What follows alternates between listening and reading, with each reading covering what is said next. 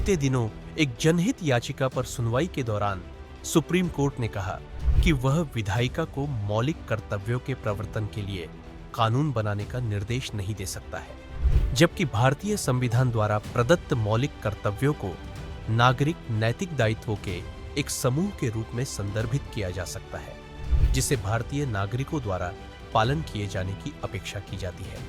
आपको बता दें कि मूल रूप से भारतीय संविधान में मौलिक कर्तव्यों का उल्लेख नहीं था, लेकिन वर्ष 1976 में सरदार स्वर्ण सिंह समिति की सिफारिशों के आधार पर 42वें संविधान संशोधन अधिनियम द्वारा इन्हें संविधान का हिस्सा बनाया गया। इसके लिए संविधान में एक नया भाग 4A जोड़ा गया और इस भाग में केवल एक अनुच्छेद 51A को जोड़कर 10 मौलिक कर्तव्यों को जगह दी गई।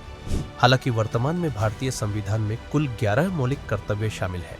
86वें संविधान संशोधन अधिनियम 2002 द्वारा 11वें मौलिक कर्तव्य को जोड़ा गया, जिसके तहत माता पिता या अभिभावक का 6 से 14 वर्ष की आयु के बच्चों को शिक्षा के अवसर प्रदान करना है। मौलिक कर्तव्यों का विचार सोवियत संघ के संविधान से प्रेरित है।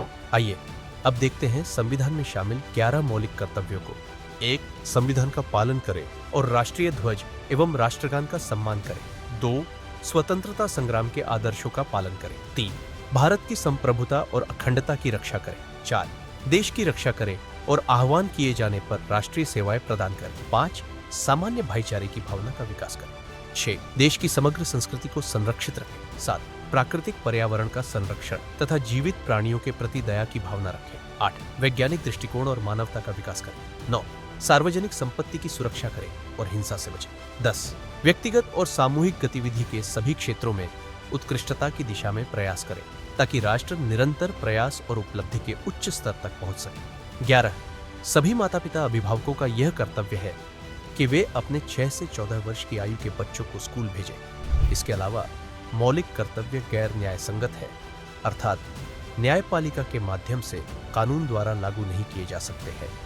हालांकि संसद के पास मौलिक कर्तव्यों के किसी भी उल्लंघन के लिए कानून पारित करने का अधिकार है। साथ ही राज्य के नीति निदेशक सिद्धांतों की तरह जैसे मौलिक कर्तव्य भी गैर न्यायोचित है, अर्थात नागरिकों द्वारा अपने मौलिक कर्तव्यों का पालन करने में विफलता दंडनीय नहीं है।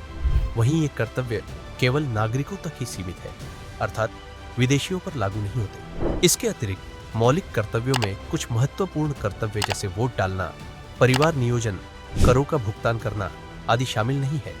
वहीं कुछ आलोचकों का कहना है कि मौलिक कर्तव्यों में इस्तेमाल की गई भाषा व्यक्तिपरक और अस्पष्ट है।